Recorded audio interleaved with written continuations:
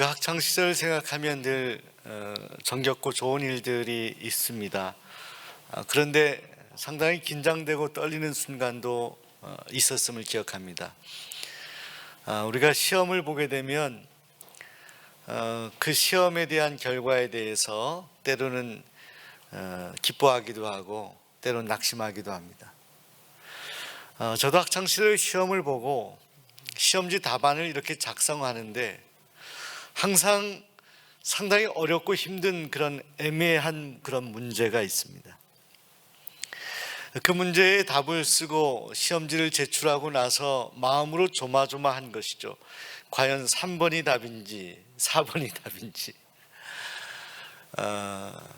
그래서 시험 시간이 끝나면 쉬는 시간에 그 시험지를 얼른 놓고 가방에서 교과서를 보고 답을 확인해 보는 그런 시간을 갖기도 합니다. 사랑하는 여러분, 이번에 수능시험을 치른 학생들이 이번 수능시험이 불수능이었다라는 그런 이야기를 합니다. 상당히 어려운 시험이었다는 것이죠. 그런 가운데도 만점을 받은 그런 여학생이 있는 것을 보게 됩니다. 물론 한 개의 문제가 조금 애매해서 그것이 무효 처리가 되긴 했지만 분명히 문제가 있는가 하면 그 문제에 대한 답이 분명히 존재합니다. 근데 사랑하는 여러분, 우리 인생도 바로 이런 시험과 비슷합니다. 우리가 살아가는 우리 인생은 때론 문제투성이고 때론 해결해야 될 여러 가지 어려움들을, 난제를 겪기도 합니다. 때론 막막해서 그 답을 알지 못하고 어떤 해결책을 알지 못해서 마음을 쓸어내릴 때도 있습니다. 자, 그런데 성경은 오늘 우리들에게 말씀하기를 우리가 문제이고 우리 인생 자체가 문제투성이지만 때로는 그것 때문에 우리가 힘들어하고 낙심하기도 하지만 그 문제에 대한 해답이 있다라고 말씀합니다. 그 해답은 바로 하나님이시다. 하나님의 손에 그 답이 있다라고 말씀합니다. 하나님의 자녀 성도는 바로 그것을 믿고 살아가는 사람들입니다. 우리가 헤매는 여러 가지 일들에 대해서 우리 하나님께서는 우리가 생각하는 것과는 다른 그런 길을, 하나님이 원하시는 그런 답을 가지고 계시다라는 것을 우리가 확신하고 가는 것이 바로 성도인 것입니다. 때론 오늘 우리 자신, 우리가 우리 자신을 가장 잘 안다고 하면서도 때로는 우리 자신을 모를 때도 있습니다. 종종 우리가 기쁠 때 웃음을 터뜨리기도 하고 다른 사람들과 기쁨을 나누기도 하는데 아침에 그렇게 기뻐했는데 저녁이 되어서 갑작스럽게 슬픈 문제를 겪어서 정말 일희일비하게 되는 그런 일들을 경험하기도 합니다. 때로는 우리 마음이 참 온유하고 너그러워서 어떤 사람이라도 다 용서할 수 있고 다 품을 수 있는 것 같다 또 어느 순간 그런 나의 마음을 다스리지 못하고 상대방에 대해서 완악한 그런 마음을 가지고 그렇게 지낼 때도 있습니다. 우리의 계속 어떤 변동되는 우리의 마음이나 우리의 삶의 여러 처지들을 보면서 불완전한 우리 자신의 모습을 발견하게 됩니다. 사랑하는 여러분, 우리가 우리 인생을 살아가면서 연약하고 불안한 우리의 모습들을 발견하면서 오늘 우리에게 주시는 깨달음 같은 것이 있습니다. 그것은 오늘 우리 자신은 여전히 연약하고 불안정하지만 그렇기 때문에 우리가 확고하게 붙들어야 될 것을 붙들고 살아가야만 한다는 그런 강한 절실한 그런 마음을 우리가 갖게 된다는 것입니다. 우리가 때로는 치밀하게 우리 인생을 계획하기도 합니다. 저도 목회 사역을 하면서 하루의 일과를 계획하며 하루를 시작합니다. 아침에 우리 교직원들과 하루 아침부터 저녁까지 해야 될 일들을 정리하면서 이만한 일들을 해야겠다라고 계획을 합니다. 그런데요, 하루의 일과를 이렇게 진행하는데 갑작스럽게 어떤 돌발적인 일들이 생기기도 합니다. 특별히 신방에 관련해서 요즘은 코로나라서 대부분 SNS를 통해서 제가 신방을 하고 전화로 기도해 드리곤 하지만, 갑작스럽게 어느 성도님이 위중하시거나 어떤 특별한 문제에 봉착할 때 저는 하루의 모든 일과를 다 취소하고 거기에 집중하게 되죠. 우리가 계획을 하고 어떤 것을 치밀하게 짜놓는다 하더라도 우리의 계획대로만 가는 것이 되지 못하는 것이 바로 우리의 인생이라는 것입니다. 자, 그런데 오늘 성경 말씀을 보시게 되면 그런 불완전한 우리의 인생 가운데 하나님께서는 우리를 사랑하시고 간섭하셔서 우리가 비록 어떤 일을 계획하고 어떤 일을 추진할지라도 하나님께서는 그 계획을 하는 우리 너머에 계셔서 하나님께서 우리의 발걸음을 결국 인도하신다라고 말씀하고 있습니다. 계획하는 것은 우리에게 필요하다는 것입니다. 얼마든지 우리가 계획할 수 있습니다. 그런데 그 계획을 이루시고 성취하시는 분은 하나님이시라는 것입니다. 그 계획을 인도하시는 하나님의 방법이 있습니다. 하나님의 마음이 있습니다. 여러분, 마태복음 7장 말씀해 보시게 되면 하나님께서는 우리가 구할 때 우리에게 좋은 것을 주신다라고 말씀하셨습니다. 우리가 구할 때 구하는 것으로 주시지 아니하시고 좋은 것으로 주신다. 자, 우리의 계획, 하나님의 인도하심과 함께 우리가 그 말씀을 묵상하면 우리가 어떤 일을 계획하고 치밀하게 살아간다 하더라도 하나님은 그 계획을 알고 계시고 보고 계시지만 오늘 우리를 위해서 더 좋은 계획으로 우리의 삶을 인도하신 분이 하나님이시라는 것입니다. 우리 곁에 계신 분들에게 하나님은 좋은 것 주십니다. 인사하겠습니다. 여러분, 그런데 우리가 살아가면서 정말 우리에게 좋은 것이 무엇인지를 깨닫지 못하는 것이 우리 인생. 우리가 생각하기에 이것이 좋다라고 생각하며 계획하는데 하나님 보시기엔 좋지가 않거든요. 우리가 생각하기에 좋다라고 생각하는 것을 우리가 추진하는데 그 일이 자꾸만 막혀요. 일이 잘 되지 않아요. 그래서 우리는 낙심하기도 합니다. 근데 여러분, 오늘 잠언서의 말씀, 이 잠언 기자의 고백은 하나님께서는 우리가 계획하는 것 그 이상의 놀라운 계획으로 우리에게 좋은 것에 대한 비전을 가지고 우리를 인도하시기 때문에 우리가 계획하더라도 우리가 계획할 때 반드시 우리 마음속에 가져야 될 결단이 있다는 것입니다. 우리가 계획하더라도 이 계획의 마지막 결제를 하나님이 해 주실 수 있도록 우리의 계획을 하나님께 온전히 드릴 수 있기를 소원합니다. 저는 이렇게 설교를 늘 합니다. 매주 설교를 이렇게 준비를 하는데 보통 목요일, 금요일 정도 되면 설교 원고를 마무리하고 토요일은 문장을 수정하거나 예화를 정말 더 중요한, 더 핵심적인 예화가 있으면 바꾸기도 합니다. 근데 한 번은 제가 설교 준비를 열심히 하고 원고를 잘 준비했는데 토요일날 컴퓨터를 켜보니까 제가 다 준비했던 설교가 다 날아가 버렸더라고요. 물론 설교를 준비하는 과정에서 그 설교의 원고를 몇 번이나 다듬고 수정하기 때문에 제 마음의 설교의 여러 가지 흐름을 제가 다 가지고는 있습니다. 근데 이 원고가 다 날아가서 다시 그래도 정리를 해야 되는데 그때 제 마음에 그런 묵상을 하나님이 주셨습니다. 제가 본문을 다 정해서 주보사에 다 넘겼기 때문에 본문을 바꿀 수는 없는데 이 본문에서 제가 묵상한 그 방향에 대해서 하나님은 질문하고 계신 것을 제가 느낄 수 있었습니다. 옳지 않다.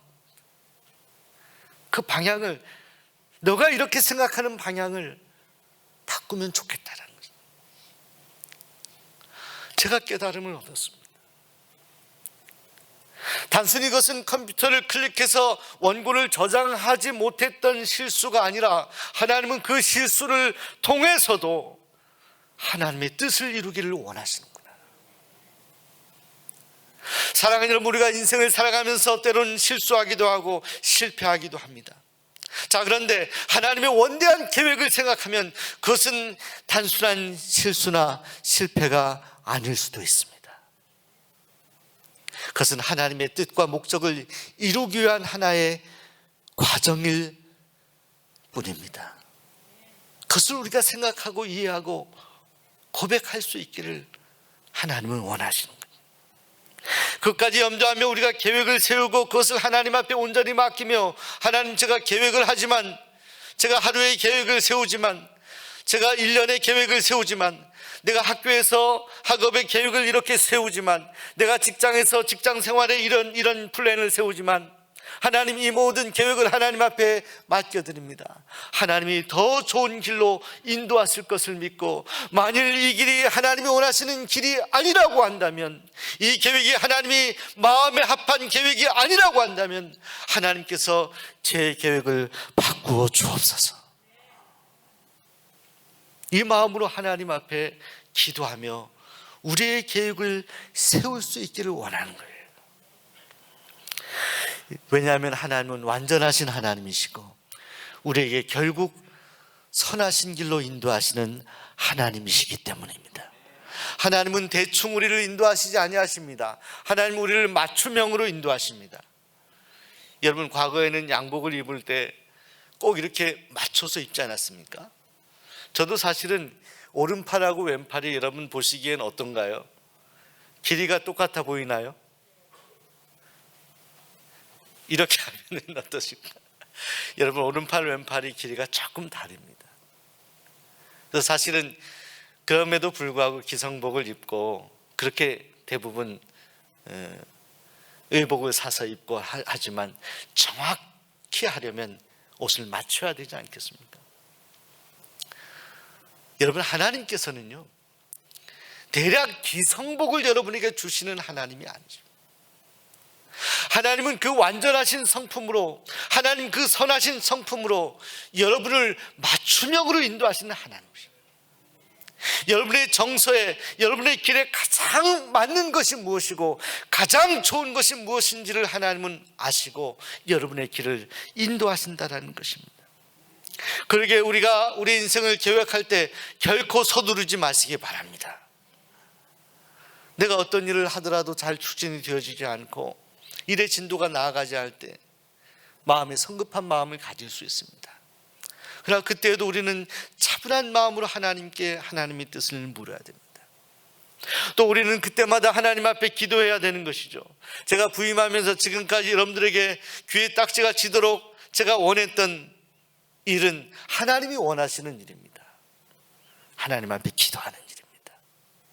여러분, 새해에는 더욱더 하나님 앞에 많은 기도를 드릴 수 있기를 소원합니다. 금요 성령 집회 11시 반까지 기도하는 성도님들이 더 많아지길 소원합니다. 아멘이 좀 작아지신 것 같아요. 제가 목사로서 여러분들에게 할 수 있는 최선의 일은 여러분들이 하나님 앞으로 오도록 격려하는 거죠. 제가 해결해 줄 수 있는 일이 아니기 때문에. 분명한 것은 우리가 하나님께 맡기고 기도하면, 간구하면 하나님은 들으신다는 거예요. 하나님은 이루신다는 거예요. 구하라 말씀했습니다. 찾으라 말씀했습니다. 두드리라 말씀했습니다. 우리 곁에 하나님이 계셔요. 살아계신 하나님이 우리 곁에 계시고 우리의 음성을, 우리의 기도를 듣고 계시다는 거예요. 그 하나님은 죽어 계신 하나님이 아니라 지금도 살아계셔서 역사하시는 하나님이세요. 여러분을 사랑하셔서 여러분의 기도를 듣고 계시고 여러분에게 가장 좋은 길로 인도하시는, 맞춤형의 길로 인도하시는 하나님이시라는 것입니다. 때로는 우리 인생에 방해와 걸림돌 같은 것들도 있습니다. 그것을 만났을 때 낙심하기도 합니다. 사도 바울은 하나님의 능력의 종이었습니다. 그가 하나님의 은혜를 많이 경험했습니다. 또 그를 통하여서 세운 교회들의 많은 성도들이 많은 은사를 받았습니다. 근데 사도 바울이 죽은 자도 살리는 하나님의 능력을 받았던 사람인데, 오늘 우리가 함께 찬송하였던 것처럼 정말 육신의 질병 때문에, 육체의 가시 때문에 고통을 당하게 되었습니다. 그가 처음에 낙심하였습니다. 그런데 기도하다 보니까 이것이 낙심할 일이 아니라는 것을 깨닫게 됩니다. 몸의 육신의 질병은 치유된 것이 아니에요. 변화된 것이 없어요. 현실의 문제는 동일해요. 그런데 바뀌어진 것이 있다는 거예요. 하나님을 향한 사도 바울의 마음의 중심, 하나님의 마음을 알게 된 거죠. 내가 자고치 않게 하기 위해서 그 육체의 가시를 하나님이 허용하셨다는 것을 알게 됩니다. 우리를 찌르는 때론 고난과 아픔이 오늘 우리를 성숙하게 하고 하나님께 더 나아갈 수 있는 그런 은혜의 방편이 된다라고 한다면, 오늘 우리가 당하는 여러 가지 고난과 실패의 일들이 단순히 실패라고, 고난이라고, 우리가 피해야 될 것이라고 생각해야 되겠습니까? 그렇지 않습니다. 하나님께서 우리에게 주시는 은혜의 선물일 수 있습니다. 왜? 하나님은 더욱 우리가 성숙하여서 하나님께 영적으로 가까이 나가는 하나님의 사람들이 되기를 원하기 때문입니다. 하나님은 때론 시공간을 초월해서 기가 막히게 우리의 삶을 인도하십니다. 구약의 요셉이라는 사람의 인생을 보시기 바랍니다. 요셉이 형들에게 버림을 받았습니다. 얼마나 아픈 일입니까? 가족에게 버림을 당하고 부모와 떨어져 살게 됩니다. 애굽에 팔려가게 됩니다. 거기서 보디발의 집에서 인정을 받아서 잘 되나 싶었는데, 보디발의 아내로 인해서 그가 모함을 당하고 오해를 받아서 감옥에 들어가게 됩니다. 근데 하나님이 계속 함께 하시는 거예요.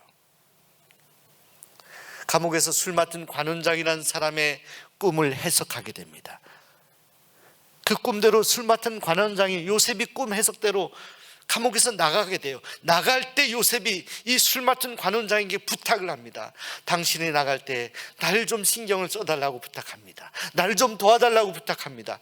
그런데 사랑하는 여러분, 성경에 보시게 되면 이 술 맡은 관원장이 감옥을 나가고 나서 다시 예전의 높은 지위를 얻게 된 다음에 요셉을 잊어버리고 말아요. 까마득히 잊어버려요. 요셉은 그게 하나의 희망이었는데, 감옥에서 탈출할 수 있는 유일한 방법이었는데, 자신을 도와주고 꺼내줄 수 있는 사람이 자신을 잊어버리고 말았던 거예요. 낙심할 수 있습니다. 그런데 사랑하는 여러분, 그 후로 한참이 지나서 그 애굽의 왕이었던 바로가 꿈을 꾸었을 때 이 꿈을 해석할 사람이 없었습니다. 그때야 비로소 술 맡은 관원장이 그 꿈을 해석할 사람이 있다라고 이야기하죠. 요셉이라는 사람이 있다. 이때야 생각이 난 거예요. 자, 사랑하는 여러분, 술 맡은 관원장으로 하여금 까마득히 요셉을 저버리고 잊어버리게 했던 것, 이것이 하나의 실수나 실패일 수 있습니다. 그런데 사랑하는 여러분, 이 실수와 실패를 통해서도 하나님은 이 요셉을 애굽의 중심으로 세우기를 원하셨던 거예요. 술 맡은 관원장이 그가 나가서 바로 요셉을 도와줬다라고 한다면, 요셉은 애굽 땅의 어느 곳에서 평범하게 살아가는 사람이 되었을지 모릅니다. 하나님의 시간에, 하나님의 방법으로, 하나님의 놀라운 방법으로 계획과 인도하심으로 요셉은 결국 애굽의 중요한 인물이 되어서 결국 이스라엘 백성들 창대케 하는 그런 민족이 되는 출발을 이루어가지 않습니다. 사랑하는 성도 여러분, 오늘 올 한 해 동안 여러분의 발걸음을 인도하신 분이 하나님이신 줄로 믿습니다. 우리 수원 종로교회를 향한 하나님의 계획도 마찬가지입니다.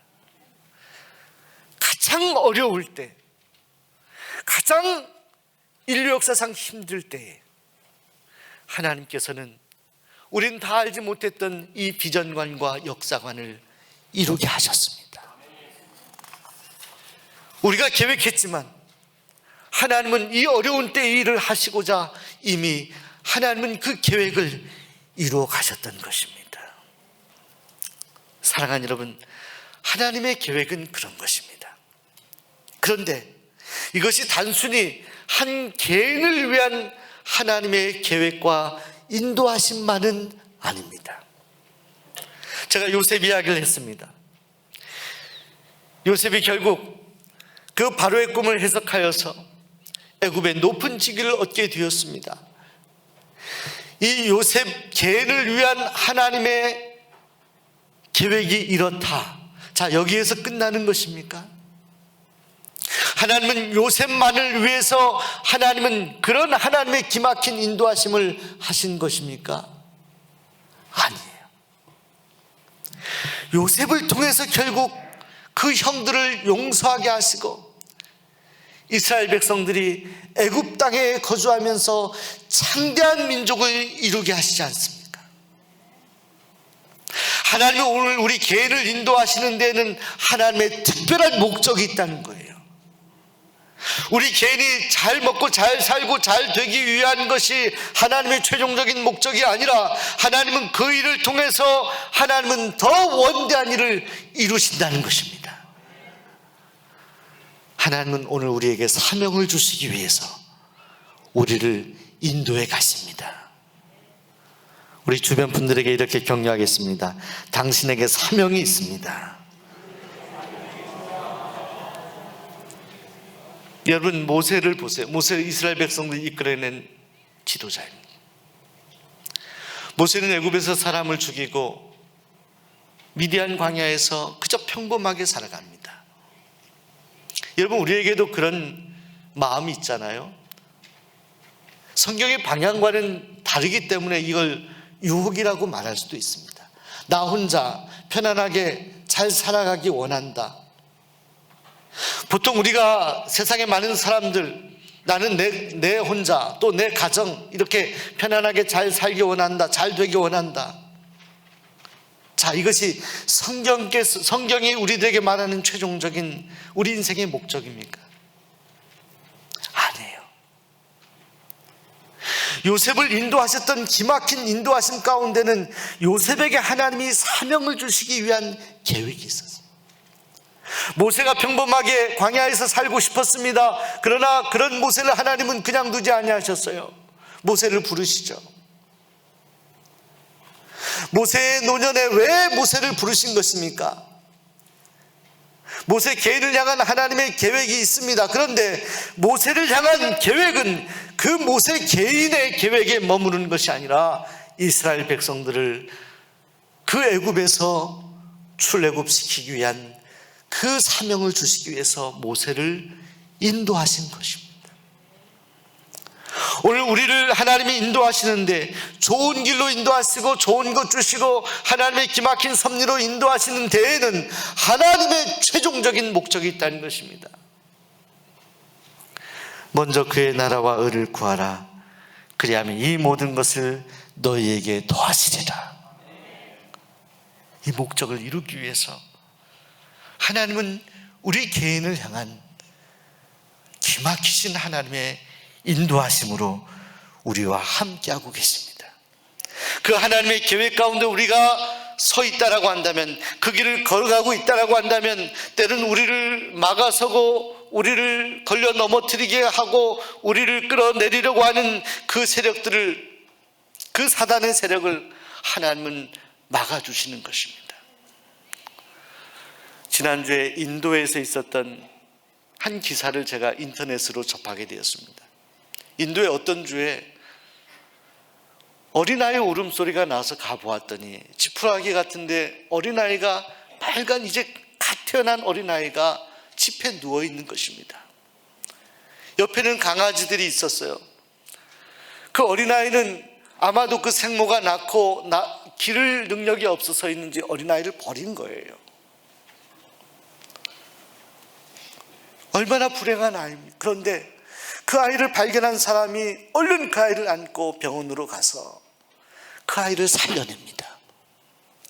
그때 병원에서 의사들이 하는 얘기가, 이 아기가 이렇게 발가벗기고 밖에 노출되어서 체온이 떨어지면 금방 죽을 수밖에 없는 아이인데, 그 강아지들이 그 집 옆에, 아기 옆에서 아이의 살을 푸면서 온도 체온을 유지시켜 줬다는 거예요. 입으로 핥아내면서 아이를 그 온도가 떨어지지 않게 지켜주었기 때문에 아마도 이 아이가 살았을 것이라고 의사들이 100% 확신합니다. 자, 사랑하는 여러분, 오늘 우리가 우리 인생을 살아가면서 정말 추운 곳에 벌거벗겨진 아이처럼 그렇게 내 동댕이 천 그런 존재와 같이 살아가는 그런 우리의 인생, 그런 우리의 삶을 우리가 살아갈 때도 있습니다. 그런데 사랑하는 여러분, 하나님께서는 그런 우리를 기막힌 방법으로 우리를 끌어안아 주시고 인도해 주십니다. 우리를 살려 주십니다. 우리를 죽이려고 하는 사단의 세력에 맞서서 하나님은 우리를 보호하시고 결국 좋은 길로 인도하십니다. 오늘 그 하나님의 자비하신 인도하심을 믿고 살아가는 여러분 되시기를 바랍니다. 올 한 해 동안 여러분과 함께 하신 하나님께 감사하시기 바랍니다. 그리고 새해를 계획하며 여러분의 인생을 계획한다 하더라도 이 계획을 하나님 앞에 드립니다. 하나님의 자비하신 손길로 인도하실 줄로 믿습니다. 이 고백을 하며 믿음으로 나아가는 하나님의 사람들이 되시기를 바랍니다. 사람이 마음으로 자기의 길을 계획할지라도 그의 걸음을 인도하시는 이는 여호와이시니라. 기도하겠습니다. 하나님 아버지,